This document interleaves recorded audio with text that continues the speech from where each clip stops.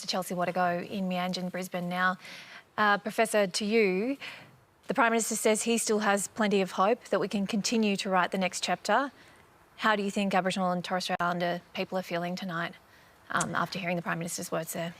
Look, I think the Prime Minister's words were particularly shameful. That wasn't the leadership, I think, that a lot of blackfellas had hoped for him.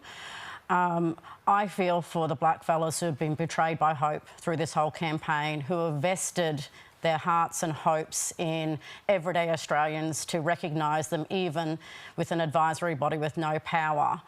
And, you know, that the Prime Minister would say that this 58% majority that believe that Indigenous people shouldn't have a voice to Parliament doesn't reflect a divided nation, and the real divide is close the gap.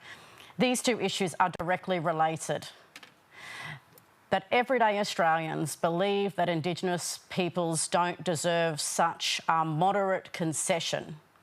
Our police officers, our teachers, are people that blackfellas encounter every day in the world that we occupy, and has material consequences for us. And it's disappointing that the Prime Minister couldn't use this moment to actually tell the truth now about who we are as a nation. We are not a nation of a fair go. Tonight we know it's a nation of a firm no to blackfellas on anything in this place. And that's shameful, and we should name it for what it is. Professor Watego, it's Dan Borscher here with Bridget in the Referendum Centre. The fact that so far 41% of Australians voted yes, around just under 4 million at the moment, does that give you a sense of any sort of hope that there was a groundswell for change there? Absolutely not. What was put before the Australian people was not anything that gave me hope in the first place. That we would have recognition in their constitution with an advisory body that, according to Clause 3, the government of the day would still control its purpose, membership, function. So the fact that that's what people were pushing didn't give me any sign of hope in all of this, and that less than half of the Australian people believe that we deserve that, and most believe that we don't even deserve that. I mean, I don't know why we're so intent on this idea of hope when the evidence tells us we have no reason to have hope in the Australian people when it comes to the emancipation of blackfellas. So what needs to happen now, do you believe? What needs to happen now, and I say this for us mob, is to use this as an opportunity to maybe come up with a different strategy when it comes to dealing with the violence of settler colonialism in this place.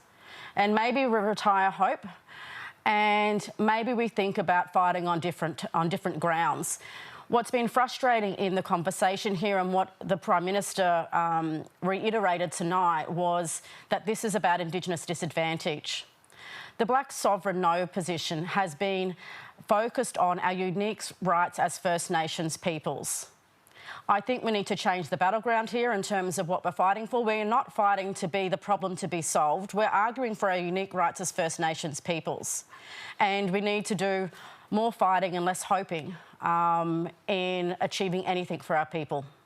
And I think the one hopeful thing out of all of this, for me, is that this may reinvigorate a black political movement across this country, where we're not appealing to the so-called radical centre, which effectively is the far right, and actually fighting on our terms for what we want.